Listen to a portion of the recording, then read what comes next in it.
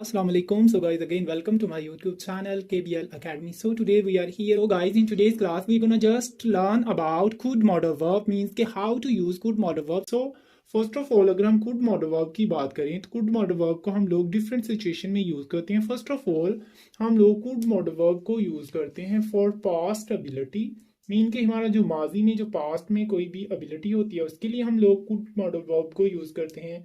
Then हम लोग इसको यूज करते हैं फॉर पोलाइट रिक्वेस्ट, जब आप किसी से कोई रिक्वेस्ट करते हैं उसके लिए भी हम लोग कुड मोड वर्ब को यूज करते हैं. एंड नेक्स्ट फॉर परमिशन, आप किसी से इजाजत लेने के लिए भी इसको यूज करते हैं. फॉर पॉसिबिलिटी, किसी इम्कान के लिए. And similarly for imaginary sentences, जो इमेजिनरी सेंटेंसेस होते हैं. सो इन 5 वेज में हम लोग कुड मोड वर्ब को यूज करते हैं. सो वन बाय वन हम इनको डिस्कस करते हैं. सो फर्स्ट ऑफ ऑल अगर हम कुड का यूज देखें एबिलिटी के बारे में तो इसको हम यूज करते हैं to express ability in the past. In the past हम लोग पास्ट में किसी एबिलिटी को एक्सप्रेस करने के लिए कुड का जो हमारे पास एक मोडल वर्ब है कुड मोडल वर्ब को यूज करते हैं. सो अगर हम सिमिलरली बात करें उर्दू जुमलों में, उर्दू जुमलों के आखिर में अगर आए सकता था, इसी तरह सकती थी, इसके बाद सका, सकी, सके, या पाया, पाई, या पाए वगैरह.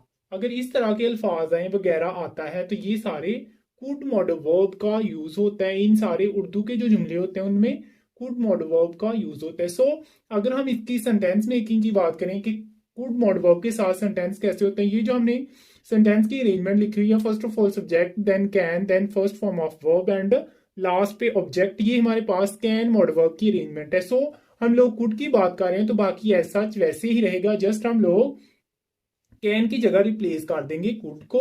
तो हमारी जो सेंटेंस की अरेंजमेंट है ये बन जाएगी कुड मॉडल वर्ब के अकॉर्डिंग. लाइक ये हमने कोई एक एग्जांपल लिखी है, मैं इंग्लिश बोल सकता था, मैं इंग्लिश बोल सका, मैं इंग्लिश बोल पाया. तीनों कंडीशन में हम लोग कुड मॉडल वर्ब को ही यूज करें. सो हम इसकी ट्रांसलेशन लिखते हैं. So let's see. First of all हम लिखेंगे सब्जेक्ट, इसमें मैं है तो मैं की इंग्लिश क्या होगी, आई. उसके बाद सकता था, सका या पाया, इसके लिए हम लोग लिखेंगे कुड, आई कुड. उसके बाद हम लिखेंगे वर्ब की फर्स्ट फॉर्म, कौन सा काम हो रहा है, बोलना, तो इसके लिए हम लोग लिखेंगे स्पीक. आई कुड स्पीक, क्या चीज की जा रही है, English. I could speak English, I could speak English. तो ये हम लोगों ने कुड मॉडल वर्ब के साथ एक सेंटेंस बनाया है, आई कुड स्पीक इंग्लिश. इसी तरह आप लोग लिख सकते हैं अली गाड़ी चला सकता था, अली गाड़ी चला सकता था. तो इसके लिए आप लोग क्या लिखेंगे, अली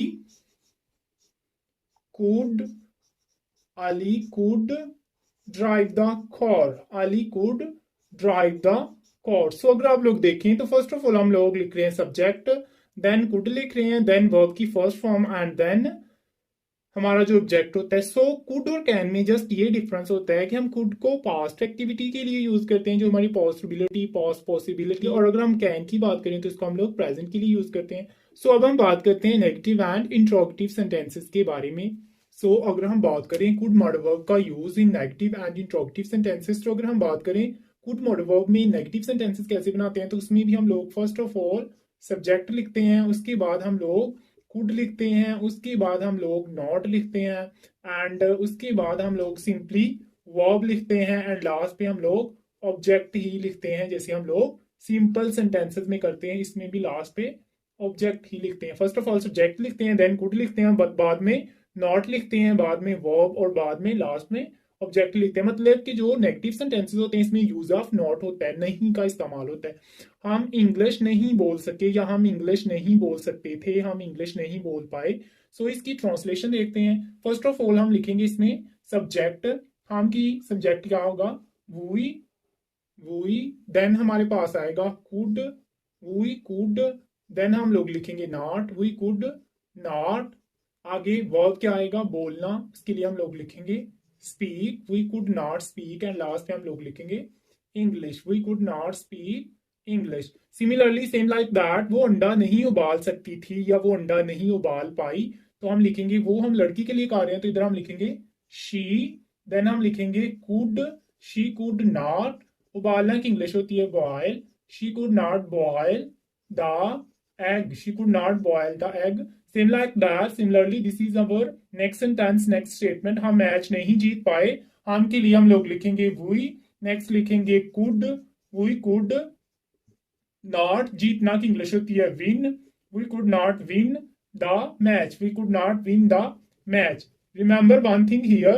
यहाँ पे एक चीज याद रखें कि हम लोग वर्ब की यहाँ पे फर्स्ट फॉर्म यूज कर रहे हैं, वर्ब की फर्स्ट फॉर्म यूज कर रहे हैं। We could not speak, boil, win, these are first form of verb, same like to can modal verb. So अगर हम बात करें इंट्रोगेटिव या इंट्रोगेटिव सेंटेंसेस की, तो इसमें जो सेंटेंस की अरेंजमेंट होती है same like that. First of all subject होता है, देन हमारे पास सॉरी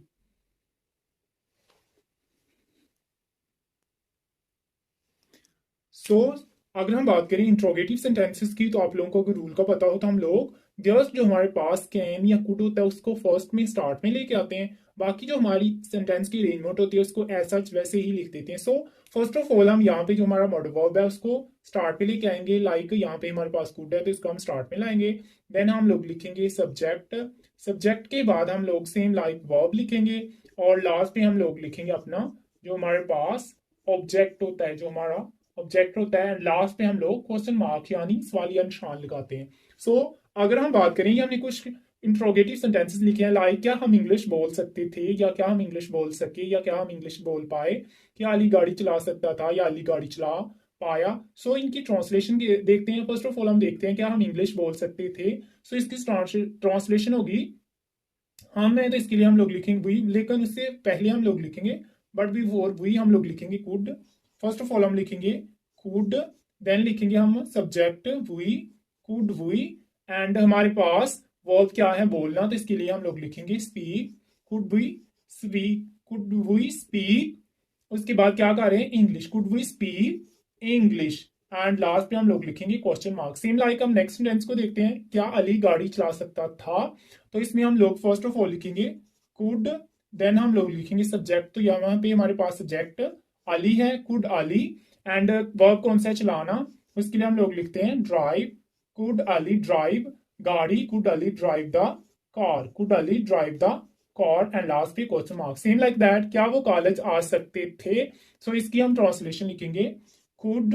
फर्स्ट ऑफ ऑल हम लोग कुड लिखेंगे, देन हम लिखेंगे वो, ये ज्यादा लोग हैं थे तो इसके लिए हम लोग लिखेंगे दे, कुड दे, एंड आना के लिए हम लोग लिखेंगे come, could they come to the college, could they come to the college, वो कॉलेज आ सकते थे, एंड लास्ट में हम लोग लिखेंगे क्वेश्चन मार्क। सो आज की वीडियो में हमने आपके साथ use of modal verb could को एक्सप्लेन किया। उसमें हम लोगों ने सिंपल सेंटेंसेस को डिस्कस किया जिसमें हम फर्स्ट फॉर्म ऑफ वर्ब को यूज करते हैं, देन हमने नेगेटिव सेंटेंसेस जिसमें यूज ऑफ नॉट करते हैं, एंड लास्ट पे हम लोगों ने इंट्रोगेटिव सेंटेंसेस जिसमें हम लोग जो हमारे पास मॉडल वर्ब होता है उसको स्टार्ट पे लेके आते हैं, लास्ट में हम लोग क्वेश्चन मार्क को यूज करते हैं। सो आज की वीडियो में हम लोगों ने आपके साथ जो पास्ट एक्टिविटी में हम लोग कुड को यूज करते हैं उसको एक्सप्लेन किया।